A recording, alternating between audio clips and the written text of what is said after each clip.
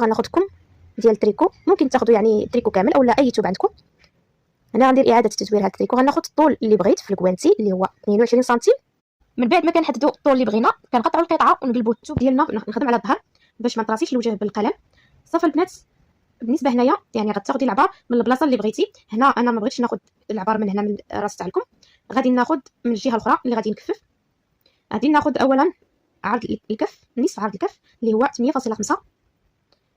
كناخذ نصف عرض الكف بهذا الشكل.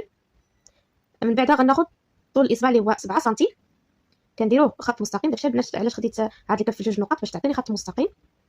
وهنا غادي نخليو 5.5 اللي هي ديال دوره الاصبع.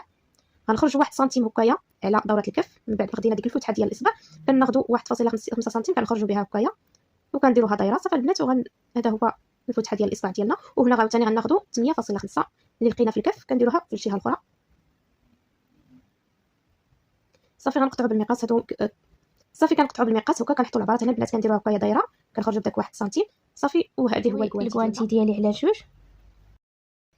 كنبدا نخيط من الفوق. هاد لا فيديو ديالي ما تنساش تابونا معايا في القناه وتضغطي زر الجرس باش يوصلكم كل شيء جديد. واي تساؤل خانه التعليقات دائما في الخدمه.